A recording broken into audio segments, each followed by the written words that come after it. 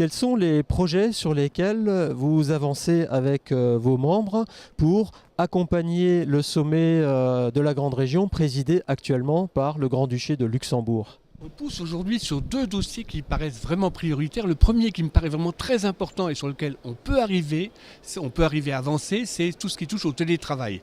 Le maire de Thionville a un très beau projet de hub qu'il est en train de mettre en place. Il vient de l'inaugurer il n'y a pas très longtemps. Il faut maintenant qu'on pousse ce dossier parce que le télétravail, c'est une manière visible de montrer qu'il y a une coopération entre la France et le Luxembourg. Ça désengage en partie les routes et ça fait en sorte que là, on est sur un vrai projet, comme on dit, gagnant-gagnant. Et puis le deuxième, c'est, je pense qu'il faut essayer de travailler sur un territoire donné. Je pense au territoire qui rassemble Esch-sur-Alzette, Villerue, Audin-le-Tiche autour du GECT qui a été créé, du groupement qui a été créé. Et là, je crois qu'il faudrait qu'on mette sur la table tout ce qui permet d'avancer. Alors, on travaille là-dessus, y compris autour d'un fonds commun qui puisse financer des projets de part et d'autre de la frontière. Vous êtes un observateur très fin de tout ce qui se passe en Grande Région depuis de nombreuses années. D'ailleurs, vous dites souvent que vous aimez cette Grande Région.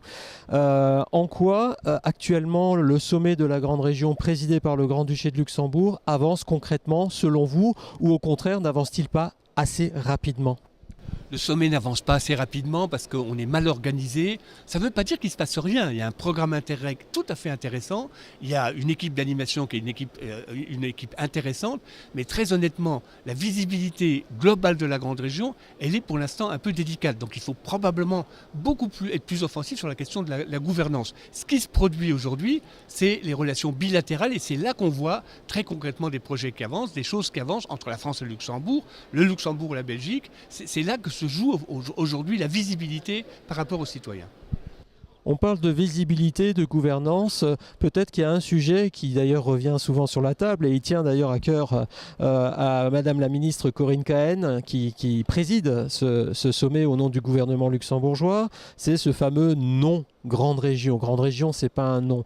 Alors, quel nom devrait porter la Grande Région pour être plus lisible, plus compréhensible par nos concitoyens ? On n'est pas sorti de l'auberge, puisque le nom qu'elle avait proposé, c'était Schengen Grande Région. Nous, on trouvait que c'était finalement pas si mal que ça. Ça a été refusé, notamment côté français, mais ça toussait aussi un peu côté luxembourgeois.